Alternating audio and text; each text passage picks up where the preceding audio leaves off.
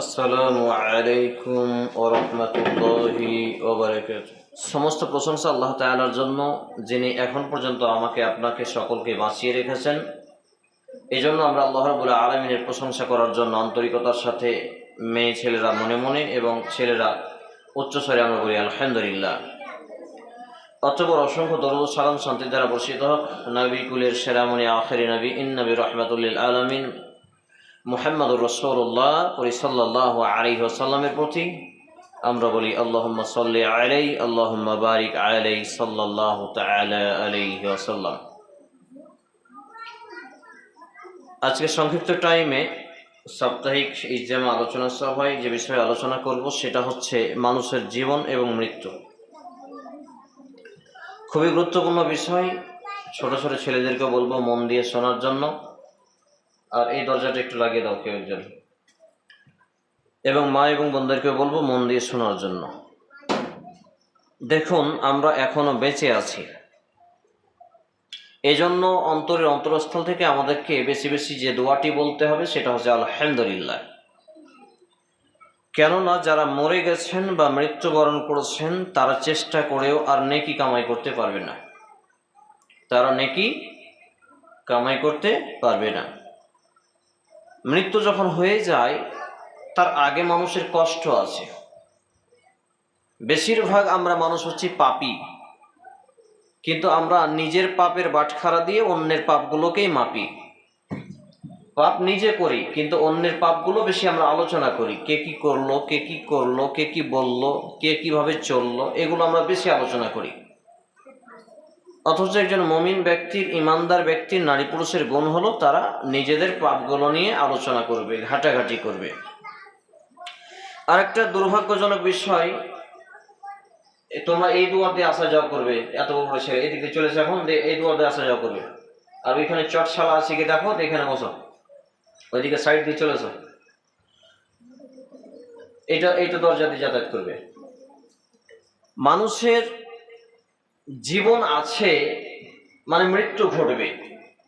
ওইখানে সম্ভবত একটা সব বেশি আছে, তো মসজিদ থেকে একটা সব নিয়ে চলেছে, ওই দিক দিয়ে যাও, কেউ যাও, মসজিদ থেকে একটা সব নিয়ে চলেছে। দেখুন, আমরা বেঁচে আছি, এটা আশ্চর্যের বিষয়, কিন্তু আমরা কোরআন এবং হাদিসের জ্ঞান রাখি না বলে মানুষ যখন হঠাৎ মরে যায়, আমার আব্বা বলেন আর অন্যান্য মানুষ বলেন যে কথা বলতে বলতে মানুষ মরে গেল, ভালো থাকতে থাকতে একটু অসুস্থ হলো, মরে গেল। এই যে মানুষ হঠাৎ মরে যায়, এটা কিন্তু আশ্চর্যের নয়।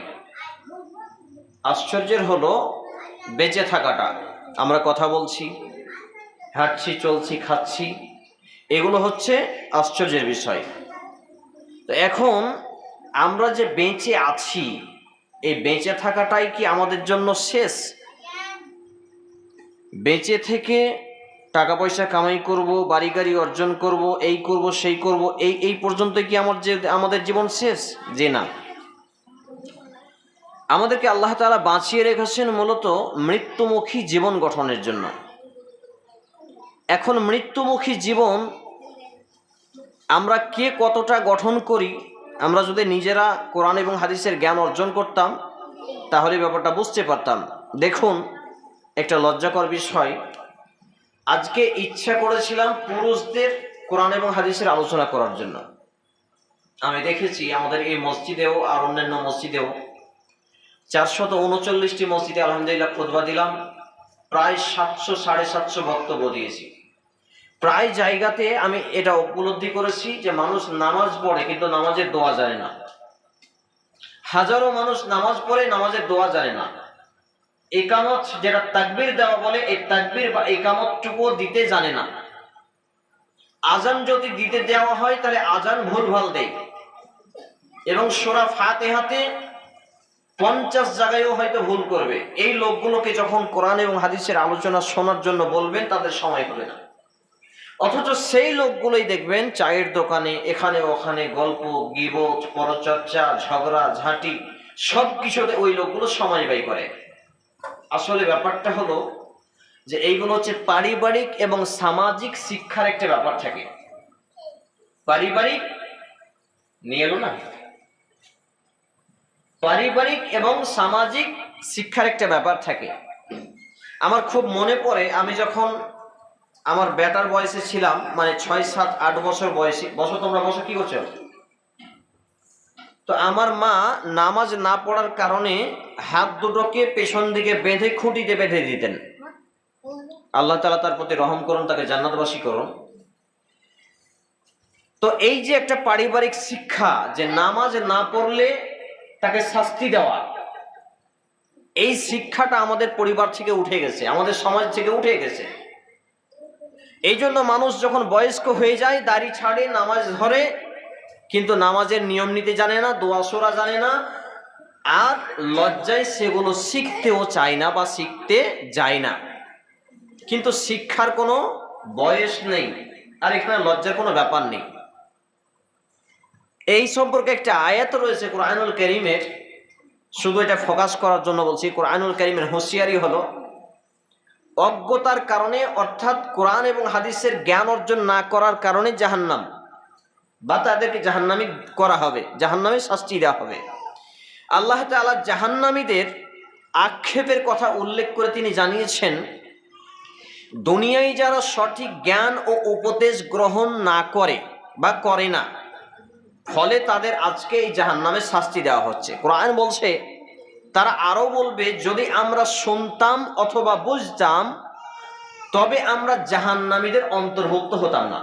সূরা আল মুলক 67 নম্বর সূরা 10 নম্বর আয়াত আল্লাহ তাআলা বলছেন, যদি আমরা শুনতাম, কি শুনতাম? কোরআন এবং হাদিসের কথা, এবং এই কথাগুলো শোনার পরে যদি আমরা বুঝতাম যে কোনটা ভালো, কোনটা মন্দ, কোনটা পাপ, কোনটা নেকি, কোনটা হালাল, কোনটা হারাম, কোনটা জায়েজ, কোনটা না জায়েজ, এইটা যদি আমরা বুঝতাম তাহলে, এবং সেগুলো উপদেশ গ্রহণ করতাম, মেনে নিতাম, তাহলে আজকে আমরা জাহান্নাম, আমাদেরকে যেতে হতো না, মানে আমরা জাহান্নামী হতাম না। এখানে আল্লাহ রাব্বুল আলামিন যে কথাটি জানিয়েছেন সেটা হলো, মানুষ কোরআন এবং হাদিসের জ্ঞান অর্জন করতে লজ্জা করে, কোরআন এবং হাদিসের জ্ঞান অর্জন করাকে মানুষ অহংকার করে। অথচ কেউ যদি দাওয়াত দেয়, নিমন্ত্রণ, আমন্ত্রণ করে যে ওইখানে কোরআন এবং হাদিসের আলোচনা করা হবে, চলো বা আসুন বা আসেন, আর সেই জায়গায় যদি মানুষ উপস্থিত না হয়, হাজির না হয়, কিয়ামতের মাঠে আল্লাহ তাআলা বলবেন, সেই সময় তুই হিসাব দে কি করছিলি। এই জন্য যখন যেখানে কোরআন এবং হাদিসের আলোচনা হয়, সেখানে নারী পুরুষ সকলকে অবশ্যই ব্যবস্থা থাকলে যাওয়া উচিত, বিশেষ করে যদি কোরআন এবং হাদিসের সঠিক আলোচনা হয়। আমি যখন 10, 11, 12 বছর বয়স, 1.5 ঘন্টা 2 ঘন্টা সাইকেল চালিয়ে কোরআন এবং হাদিসের জ্ঞান অর্জন করতে গেছি। আব্বা রাখতো যে রোডে সাইকেল নিয়ে যাবি, কোথায় অ্যাক্সিডেন্ট হয়ে যাবি, কিন্তু মা বলতো, বেটা যাও, কিচ্ছু হবে না ইনশাআল্লাহ।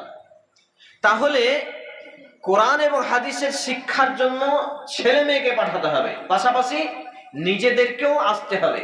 দেখুন, আপনি আজকে যদি 5,000 টাকা উপার্জন করেন, এই টাকাটা অসুখ বিসুখ, খাওয়া দাওয়া যা করলেন সব নষ্ট হয়ে গেল। কিন্তু আমি এবং আপনি বসে যে নেকিটুকু অর্জন করছি, এইটা আমার এবং আপনার পরকালের অ্যাকাউন্টে জমা হয়ে গেল, মানে কিয়ামতের মাঠে এটাকে দেখতে পাবো, এবং এর বিনিময়ে আল্লাহ তাআলা জান্নাত দিতে পারেন। সুবহানাল্লাহ। বাস আরেকটি ছোট্ট হাদিস বলবো, তারপর মূল আলোচনার দিকে ফোকাস করব, যদিও সময় খুব কম। আর এখানে আবার নামাজের সময় খুব আগেই করা হয়েছে, যদিও এশারের নামাজটা এখন 8:30টায় করা উচিত।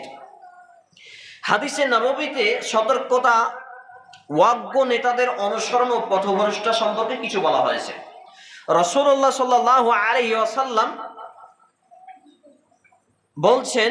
বলেছেন যে আল্লাহ তাআলা হঠাৎ করে ইলম উঠিয়ে নেবেন না, অর্থাৎ কিয়ামতের মাঠে মানুষ মূর্খ হয়ে যাবে, ইলম থাকবে না, কোরআনের পাতা সাদা হয়ে যাবে, মানুষের কোনো জ্ঞান থাকবে না, মানুষ হবে পশু প্রাণীর মতো। তা আল্লাহ তাআলা মানুষের অন্তর থেকে জ্ঞান বা ইলম উঠিয়ে নেবেন না। একটা লোক কোরআন হাদিসের জ্ঞান অর্জন করেছে, অটোমেটিক তার জ্ঞান ভুলিয়ে দেবেন, এমনটা করবেন না।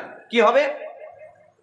বরঞ্চ আলেমদের মৃত্যুর মাধ্যমে, আলেমদের দুনিয়া থেকে চলে যাওয়ার মাধ্যম দিয়ে তাদের জ্ঞান উঠে যাবে, ফলে ইলম উঠে যাবে।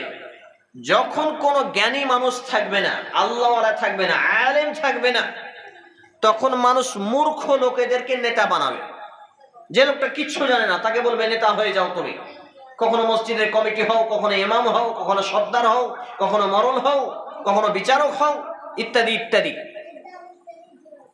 সেই সময় সহিহ বুখারী এবং মুসলিমে বর্ণিত হাদিসে এসেছে, তখন তারা তাদেরকে ফতোয়া জিজ্ঞেস করবে।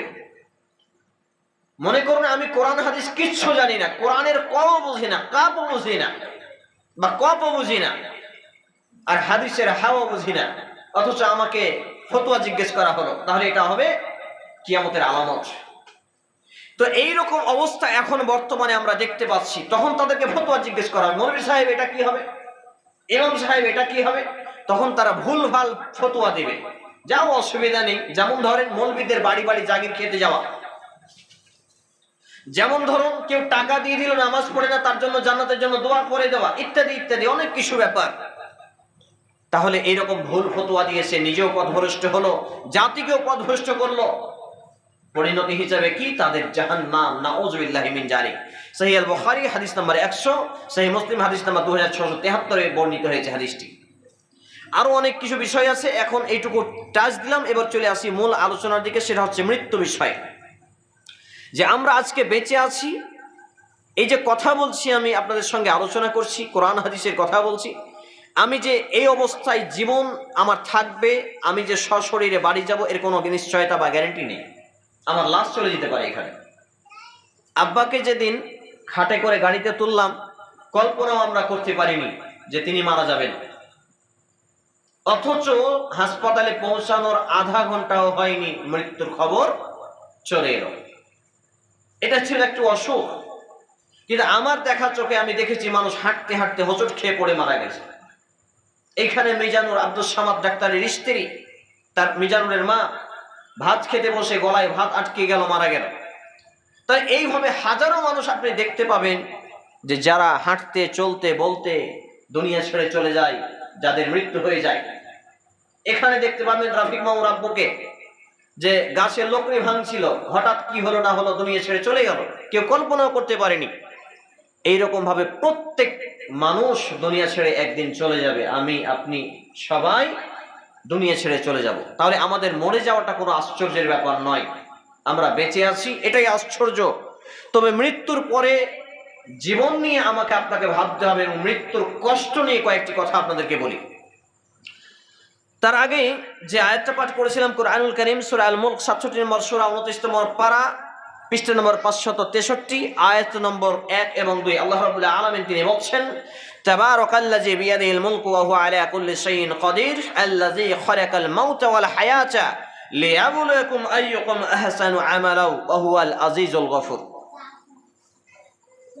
তিনি পুণ্যময়, অর্থাৎ আল্লাহ তাআলা পুণ্যময়, তার হাতে সকল রাজত্ব, তিনি সব কিছুর উপর সর্বশক্তিমান, যিনি সৃষ্টি করেছেন মৃত্যু ও জীবন, যাতে তোমাদেরকে পরীক্ষা করেন কে তোমাদের মধ্যে কর্মে ভালো, উত্তম, শ্রেষ্ঠ। তিনি পরাক্রমশালী এবং ক্ষমাময়। তাহলে আল্লাহ রাব্বুল আলামিন তিনি সকল ক্ষমতার অধিকারী। আমি সুস্থ আছি, অসুস্থ করতে পারেন। আমার চোখ আছে, আমার চোখকে অন্ধ করতে পারেন।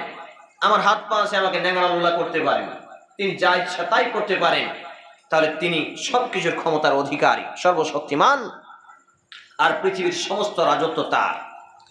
তিনি আমাদের আগে মৃত্যু, তারপর জীবনকে সৃষ্টি করেছেন। মৃত্যু এবং জীবন এই জন্য সৃষ্টি করেছেন যে আল্লাযী খালাকাল মাউতা ওয়াল হায়াতা লিয়াবলুয়াকুম আইয়ুকুম আহসানু আমালা। মানে তোমরা বেশি বেশি ভালো কাজ করবে এমনটা নয়, কি করবে? ভালো কাজের কোয়ালিটি ভালো করবে কিনা। অর্থাৎ একটা মানুষ 4 মিনিট 5 মিনিটে ইমামতি করে ফরজ নামাজ শেষ করে দেয়, এইগুলো ভণ্ডামি নয়। বরঞ্চ একটা মানুষ, যেই লোকটা 4 রাকাত নামাজকে 10 মিনিট 15 মিনিট লাগায়, এইরকম কোয়ালিটিপূর্ণ আমল ইবাদত, এই কোয়ালিটিপূর্ণ ইবাদত আল্লাহ রাব্বুল আলামিন দেখতে চেয়েছেন। এই জন্য তিনি মৃত্যু এবং জীবন সৃষ্টি করেছেন। আর আমরা এটাকে বলি বেঁচে থাকাটা হলো মরণের কাছ থেকে ধার নেওয়ার সময়। এই ছেলেপিলে এত কেন খুঁজ, কেমন চুপচাপ থাকা হয় না? এবারে চলে আসি, আমরা তো মৃত্যুবরণ করব, আমাদের মৃত্যু ঘটবে। আল্লাহ তাআলা কি বলছেন একটু দেখুন। তার আগে একটু কথা হাদিস থেকে আপনাদের সামনে তুলে ধরে, তাহলে বুঝতে পারবেন। যে আমরা তো মারা যাই বা মানুষ মারা যায়, তো মানুষ যখন মারা যায় তাদের কি পরিণতি ঘটে? ভয়ঙ্কর কথা। মানুষটা যদি পাপী হয়, বেনামাজি হয়, সুদখোর, ঘুষখোর, বেনামাজি, পাপাচারী, গান বাজনা শুনে, হারাম ভক্ষণ করে, অন্যায় করে, মানুষের সাথে ভালো আচরণ নেই, কোরআন এবং হাদিসের জ্ঞান অর্জন করে না, মানুষকে দান সাদাকা করে না, দুস্থ দরিদ্র অসহায়দের পাশে থাকে না, মিসকিন ফকিরকে খাদ্য দেয় না, বাড়ির পাশে হিন্দুও যদি থাকে, অসহায় হয়, তাকেও সাহায্য করে না, এই কোয়ালিটির লোকগুলো যখন মৃত্যুবরণ করবে, মৃত্যুর ফেরেশতা আসবে, তখন তাদের কি হয় দেখুন। মালাকুল মউত, যেটা আমরা আজরাইল বলে জানি, আসলে আজরাইল শব্দটি কোরআন হাদিসের শব্দ নয়। তিনি একদল ফেরেশতার দলবল নিয়ে চলে আসেন। যদি ব্যক্তি মানুষটা খারাপ হয়, খারাপ মানুষের যখন জান কবজ হয়, তখন এই ছেলে তো খারাপ মানুষের কাছে মালাকুল মউত, মৃত্যুর ফেরেশতা, তিনি আসেন এক দলবল নিয়ে, ভয়ঙ্কর রূপ নিয়ে, খুবই ভয়ঙ্কর। দেখবেন মানুষ যদি পাপিষ্ঠ হয়, মৃত্যুর আগে মুহূর্তে পেশাব পায়খানা করে দেয়, চোখগুলো বড় বড় করে দেয়, জিহ্বাটা বের করে ফেলে। এমতো অবস্থায় পাপিষ্ঠ মানুষের কাছে ভয়ঙ্কর ফেরেশতা আছে, কারো কুৎসিত, বিভৎ, ভয়ঙ্কর রূপ নিয়ে, এবং তাকে বলে, হে পাপিষ্ঠ আত্মা, তুমি তোমার রবের অসন্তুষ্টির দিকে, তার শাস্তির দিকে, মানে জাহান্নামের দিকে বেরিয়ে আসো। যারা পাপ করেছে দুনিয়ায়, নামাজ রোজা করেনি, কোরআন হাদিস শিখেনি,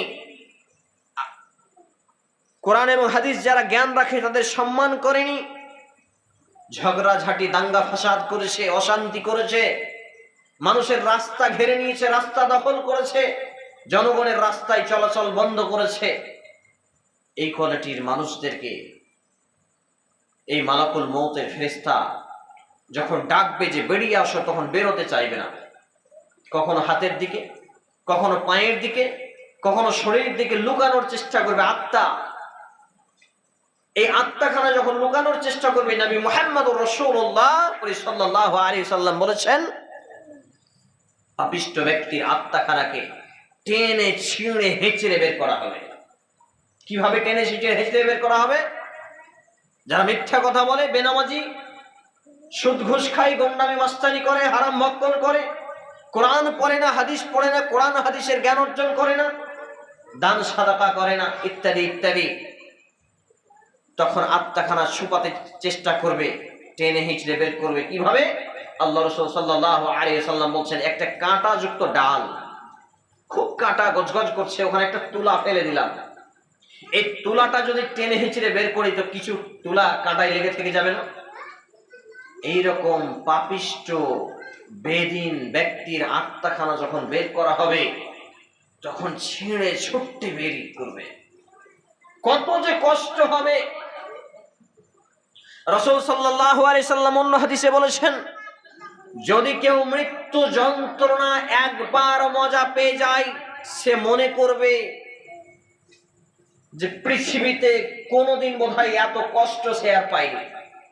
অর্থাৎ মনে করুন, একটা মানুষ ট্রেনে পিছে পিছে মারা গেছে, ট্রেনে পিছে পিছে মারা গেছে, একবারে টুকরা টুকরা হয়ে গেছে, কিন্তু লোকটা ইমানদার, সে লোকটার মৃত্যুতে কোনো কষ্ট হয় না, কারণ পিছে যে তার শরীর, কিন্তু আত্মা আগেই বেরিয়ে যায়।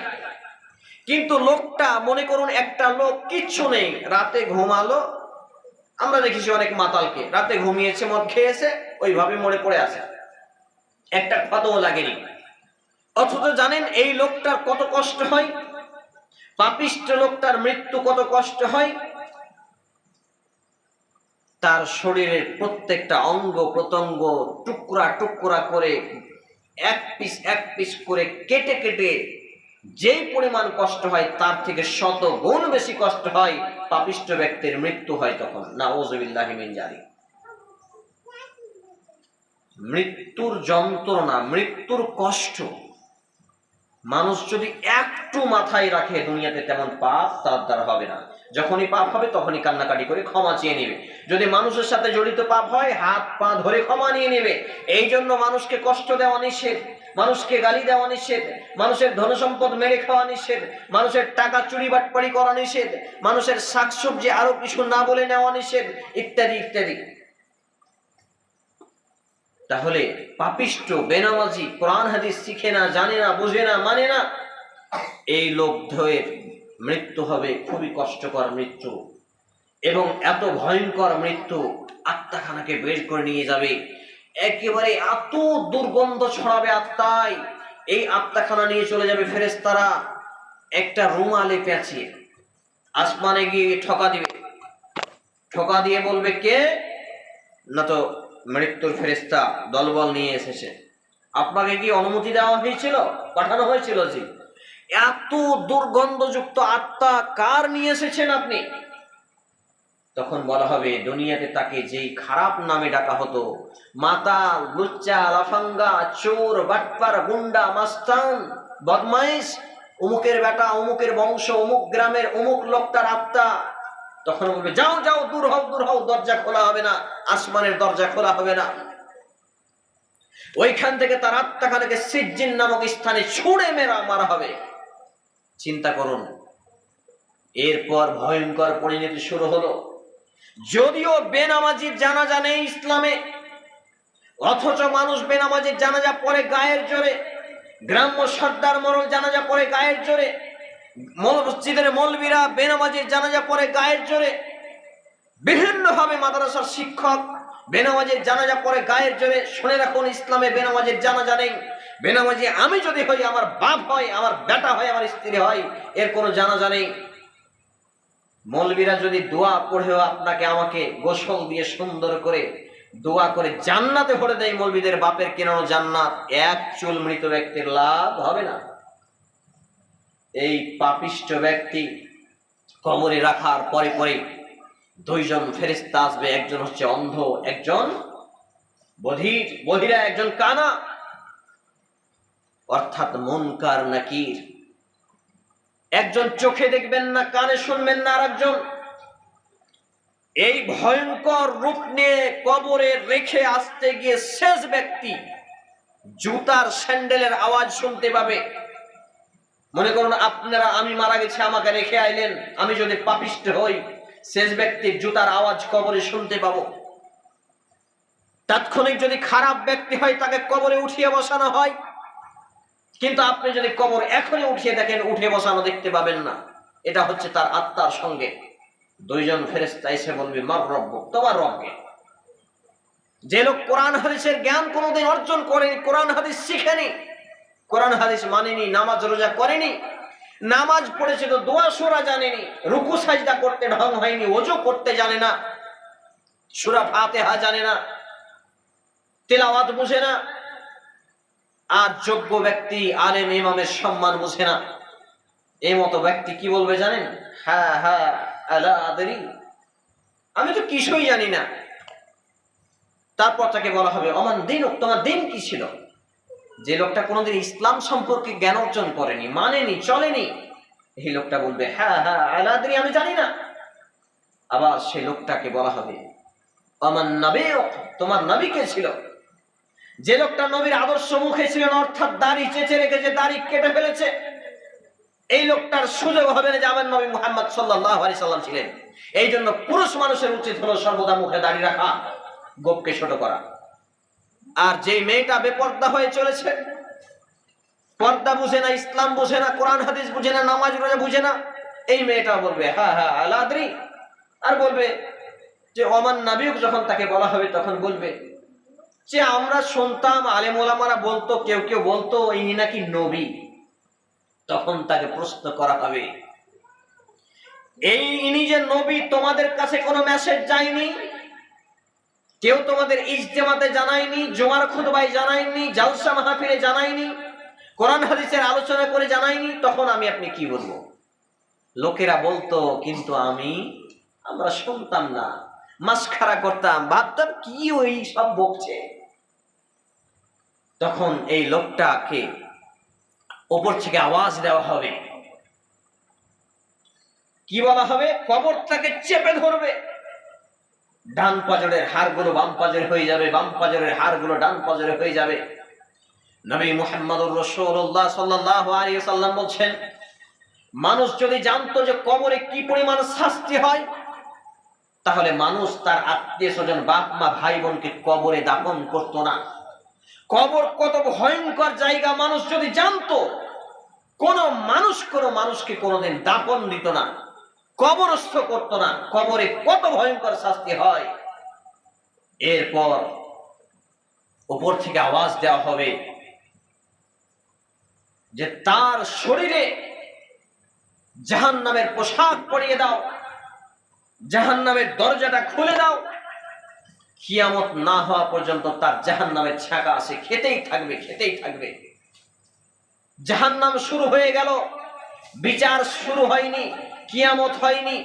কত কোটি কোটি বছর পর কিয়ামত হবে আল্লাহ জানেন। শাস্তি চলতেই থাকবে, দিন নেই রাত নেই, কেউ দেখার নেই, মাপ নেই। কত শাস্তি ভেবে দেখারি। আর আমরা দুনিয়াতে টাকা পয়সা, বাড়ি গাড়ির জন্য, ধন সম্পদের জন্য, ভালো খাওয়া পড়ার জন্য আমরা কোরআন হাদিসের জ্ঞান অর্জন করি না। আমাদের পরিণতি কি হতে পারে? যারা দান সদকা করতো না, জাকাত দিত না, এদের ধন সম্পদ সাপ হবে, ভয়ঙ্কর সাপ। একটা ছবল মারবে, 90 গজ মাটির ভিতরে ঢুকে যাবে। উফ, আবার তাকে তোলা হবে, আবার ঢুকবে। যারা পাপ কাজ করত, জেনা ব্যভিচার করত, গান বাজনা শুনতো, এদেরকে একটা হাতুড়ি দিয়ে মারা হবে। একটা হাতুড়ির বাড়ি মারবে, মারতে গিয়ে 70 গজ মাটির নিচে ঢুকে যাবে। উফ, কি কষ্ট। আবার মাথা জোড়া লেগে যাবে, আবার উঠে যাবে। নবী মুহাম্মদুর রাসূল সাল্লাল্লাহু আলাইহি সাল্লামের ভাষায়, এই পৃথিবীর, গোটা পৃথিবীর উপরে যদি একটা হাতুড়ির বাড়ি লেগে যেত, গোটা পৃথিবীটা ধূলিসাৎ হয়ে যেত, অর্থাৎ বালুর মতো, ধুলার মতো হয়ে যেত। আল্লাহু আকবার। এত বড় হাতুড়ি দিয়ে মারা হবে। শাস্তি চলতেই থাকবে, সাপ বিচ্ছু খাবে। কত ভয়ঙ্কর পরিণতি। তাহলে আমাদেরকে অবশ্যই অবশ্যই কোরআন এবং হাদিসের জ্ঞান অর্জন করতে হবে। ছেলে মেয়ে, স্বামী, এদেরকে নামাজি তৈরি করতে হবে, কোরআন এবং হাদিসের জ্ঞান অর্জন করতে হবে। আমরা সব থেকে পিছিয়ে। আজকে আপনার বাড়ির পাশে লাইব্রেরি, আপনার বাড়ির পাশে কোরআন এবং হাদিসের আলোচনা। 2.5 ঘন্টা 3 ঘন্টা সাইকেল চালিয়ে কোরআন এবং হাদিসের জ্ঞান অর্জন করতে গেছি। 2.5 ঘন্টা 3 ঘন্টা, মাসে হাজার হাজার টাকা দিয়ে কোরআন হাদিসের জ্ঞান অর্জন করেছি। আমার বিয়ের বছর প্রায় 40,000 টাকা পর্যন্ত বই ছিল। আমার নিজস্ব পড়াশোনা করা বই 60,000 টাকা প্লাস ছিল। ইদানিং কিছু বই বিক্রি করছি, এখনো তো লাইব্রেরিতে আছে আমাদের। তাহলে কোরআন এবং হাদিসের পড়াশোনা দৈনিক প্রত্যেক দিন আপনাকে করতে হবে পাপ থেকে বাঁচার জন্য। যেমন প্রত্যেক দিন দেহকে বাঁচার জন্য খাদ্য খেতে হয়, পানি পান করতে হয়, আত্মাকে বাঁচার জন্য, পাপ থেকে বাঁচার জন্য, জাহান্নাম থেকে বাঁচার জন্য আমাকে এবং আপনাকে অবশ্যই কোরআন এবং হাদিসের জ্ঞান অর্জন করতে হবে। সম্মানিত উপস্থিতি ভাই এবং বন্ধুগণ এবং মা এবং বোনেরা, আলোচনা একেবারে শেষাংশে। আল্লাহ তাআলা বাঁচিয়ে রাখলে আগামী সপ্তাহে আলোচনা দীর্ঘায়িত করব। 7টার মধ্যে আপনারা ঢুকে যাবেন। আজকে শেষ পয়েন্ট যেটা বলছি, যে সেটা হলো যে মৃত্যুর পরের জীবনের কিন্তু কোনো শেষ নেই। আমি আপনি যে মরে যাব, মনে করেন দুনিয়াতে একটু যদি কষ্ট হয়, কেউ তো বলে লোকটা কত কষ্টে কাটছে গো, না হলে একটু ওষুধও এনে দেয়, একটা ডাক্তারি চিকিৎসাও হয়। আমাকে আপনাকে যে কবরে পেটাবে কে দেখবে? আমাকে আপনাকে যে কবরে সাপ বিচ্ছু কামড়াবে কিভাবে সহজ হবে? অথচ অসংখ্য অগণিত নামধারী মুসলমানের বাচ্চারা বলে যা হবে তা দেখা যাবে, মরার পরে যা হবে তা দেখা যাবে।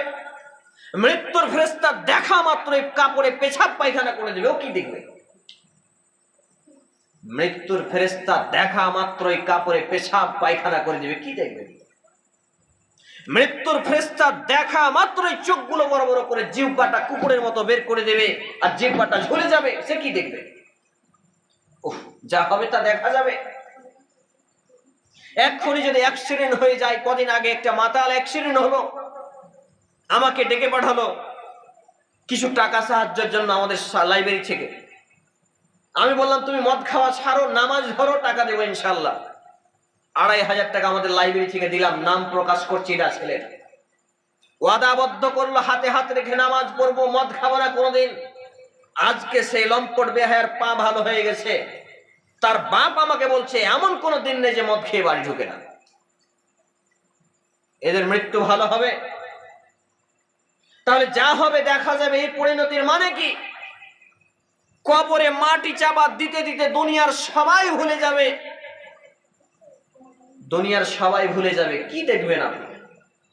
আপনার কামানো টাকা পয়সা, বাড়ি গাড়ি, জমি জমা, এত কিছু। আপনি যে বিছানাটায় ঘুমাতেন, এই বিছানাটা অন্য কেউ দখল করে নেবে।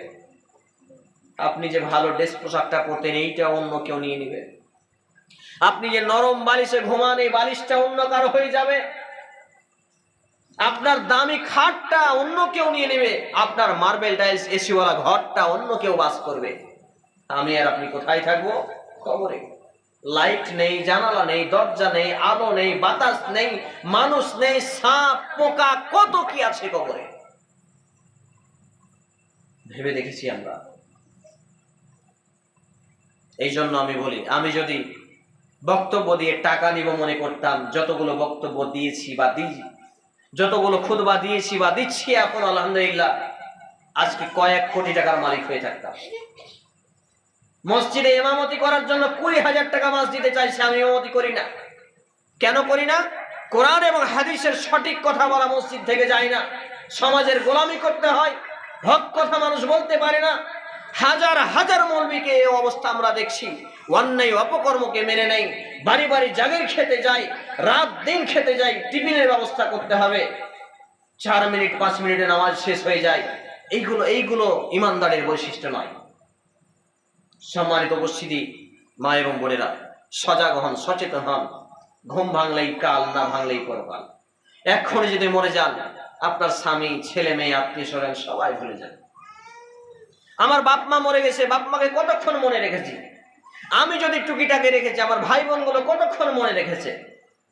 যদিও আমি নগণ্য, অযোগ্য, এমন কোন নামাজ নেই, এমন কোন দোয়া নেই, এমন কোন তাশাহুদ নেই, এমন কোন নামাজ নেই বা দোয়া নেই, খুতবা নেই যে বাপ মায়ের জন্য, নানানির জন্য দোয়া করি না। কিন্তু আমি আপনি যদি বেনামাজি হয়ে মারা যাই, আমার ছেলে মেয়ে দোয়া করলেও দোয়া কাজে লাগবে না। অতএব নামাজি হন, কোরআন হাদিসের আলোচনা শুনুন, কোরআন এবং হাদিসের নিকটবর্তী হন এবং এসব কোরআন এবং হাদিসের আলোচনার কাছাকাছি আসুন। মানুষকে নিয়ে আসুন, ডেকে নিয়ে আসুন, অন্যজনকে নিয়ে আসুন, সুযোগ করে দিন। দুনিয়া চিরদিনের নয়, আজকে আসি কালকেই চলে যাব।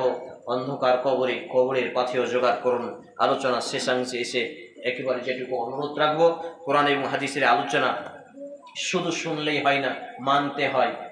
আর শোনার জন্য আবার কিছু খরচ পানি করতে হয়। এই যে আমরা লাইব্রেরি চালাই, এখানে আমাদের প্রচুর খরচ হয়, কোরআন এবং হাদিসের খরচ হয়। এখানে বই পুস্তক কিনি, মানুষকে সাহায্য সহযোগিতা করি চিকিৎসার জন্য। আপনারা জানেন এক সময় আমরা প্রায় 48টা পরিবারকে ব্ল্যাঙ্কেট দিয়েছি। যারা খেতে পায় না তাদেরকে অনেক সময় বাড়ি বাড়ি চাউল পৌঁছে দিই, কাপড় পৌঁছে দিই, চিকিৎসার জন্য টাকা পৌঁছে দিই, ওষুধ পৌঁছে দিই। অনেক কিছু কাজ আমরা করি এবং আরও আগামীতে করবো ইনশাআল্লাহ তাআলা।